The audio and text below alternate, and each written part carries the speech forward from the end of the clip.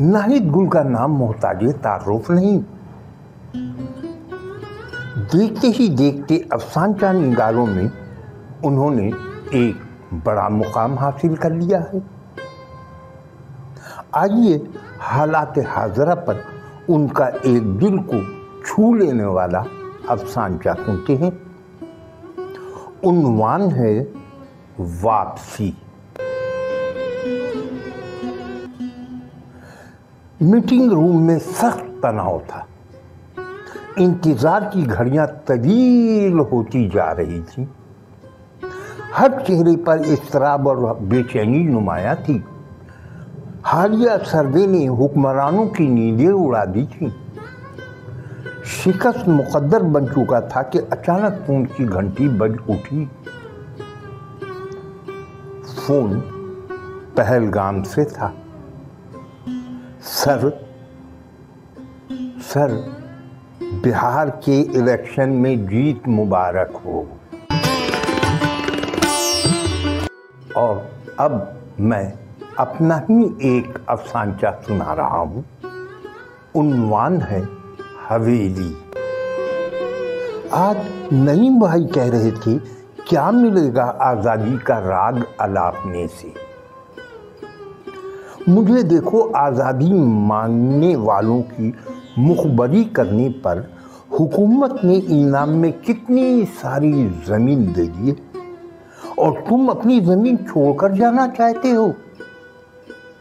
जल्द मैं अपनी बुलंदो बाला हवेली तैयार कराऊंगा। वहां जाकर तुम्हें क्या मिलेगा? आज़ादी, आज़ादी। आज़ादी को चाटने से पेट नहीं भरता। यहां हम आज़ाद नहीं है तो क्या हुआ? जमीन तो अपनी है, अपनी मिल्कियत है। शेख अब्दुल्ला ने कहा है कि हमें सब कुछ मिलेगा। न्यामत का पोता दादा की डायरी पढ़कर सोच में गुम हो गया। आज उसे पता चला था कि उसके दादा ने हिजरत क्यों नहीं की थी। दादा के बड़े भाई नईम ने उन्हें रोका था, और अब ना दादा रहे और ना दादा का भाई, मगर हवेली शाम से खड़ी हुई थी। और वो डायरी दादा की बंद करके खिड़की पर पहुंचा ही था कि उसकी नज़र सामने आलीशान हवेली पे पड़ी, और वो तकरीबन चीख उठा, अरे बड़े दादा की हवेली। इलाके के सबसे बड़े ताजीर नईम की हवेली फौजी पहरे में बुलडोजर से गिराई जा रही थी। दौलतमंद खानदानों के घरों के बाद उनके घर का नंबर भी आ चुका था।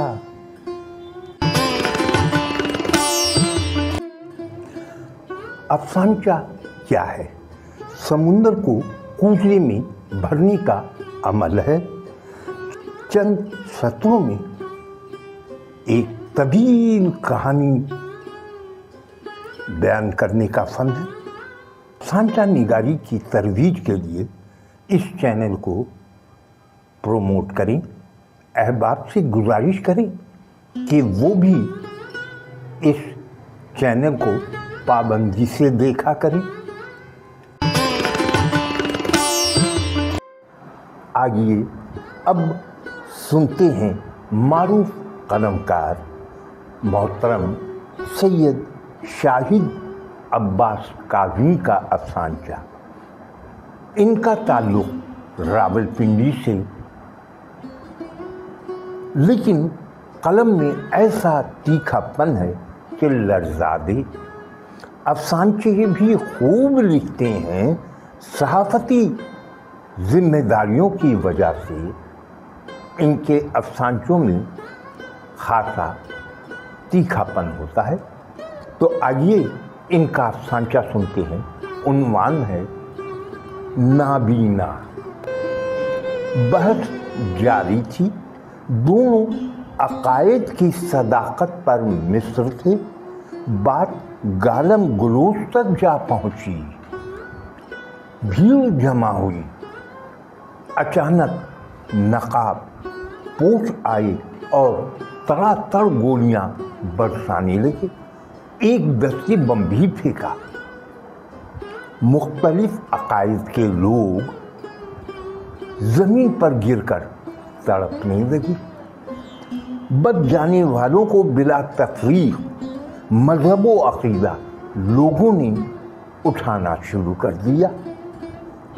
انہوں نے لہو کا رنگ دیکھ لیا تھا، یہ جان گئے تھے کہ گولیاں اور بم نابینا ہوتے ہیں، وہ عقائد نہیں دیکھتے۔ رضوان طاہر مبین صحافتی زندگی گزار رہے ہیں۔ ایک بڑے روزنامہ سے منسلک ہیں۔ بہترین افسانچے لکھتے ہیں۔ آئیے ان کا افسانچہ سنتے ہیں۔ عنوان ہے مظلوم۔ وہاں دہشت گرد مخالفین کو شناخت کرنے کے بعد مارتے ہیں، اس نے بتایا۔ پھر وہ لوگ، ان لوگوں نے شناختی کارڈ رکھنا چھوڑ دیا۔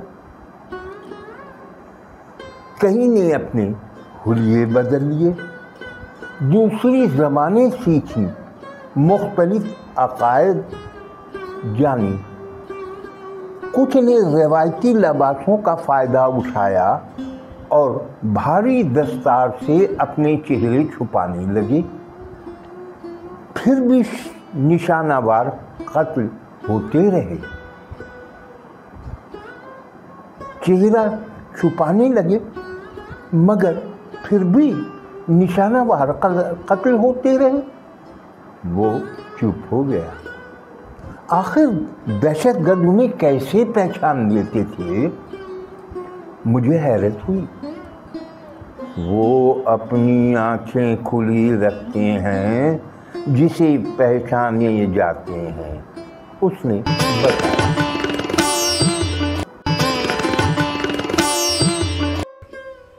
جاوید نہال ہاشمی کا شمار ہندوستان کے بڑے افسانچہ نگاروں میں ہوتا ہے۔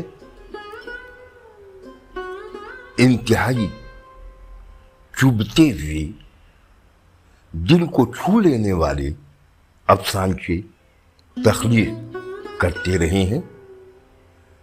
اس کے پہلے بھی جاوید نہال ہاشمی کے بہت سارے افسانچے دنیائے افسانچہ پر آپ سن چکے ہوں گے۔ اس خاص ویڈیو کے لیے انہوں نے اپنا افسانچہ ارسال کیا، لیکن عین وقت پر ویڈیو خراب ہو گئی۔ میں اپنے ناظرین کو اس افسانچے سے محروم نہیں کرنا چاہتا۔ نہایت چبھتا ہوا افسانچہ ہے، آپ بھی سنیں۔ عنوان ہے لمس۔ اپنی ہتھیلی تو چھلوا نہیں سکتا مگر تیرے ہاتھ ضرور کٹوا دوں گا۔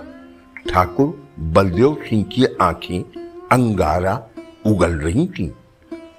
ان کا نوکر ان کی ہتھیلیوں کو صابن سے رگڑ رگڑ کر صاف کر رہا تھا۔ بات صرف اتنی تھی کہ دلت رگھو رام کے 10 سالہ بیٹے ببلو نے اسکول میں ٹھاکر کے ہاتھوں سے ایوارڈ لیتے وقت پتہ نہیں کیا سوچ کر ان کی ہتھیلیوں کو پکڑ کر چوم لیا تھا۔ رگھو رام اور اس کی پتنی گھر میں بیٹھے تھر تھر کانپ رہے تھے۔ उनके हाथ जोड़ने के बावजूद ठाकुर ने बबलू को आजाद नहीं किया था और फैसला कल सुबह पर टाल दिया था। उनकी बेटी ने शाम कॉलेज से लौटने पर जब ये खबर सुनी तो किताबें बिस्तर पर फेंककर हवेली की तरफ भागी।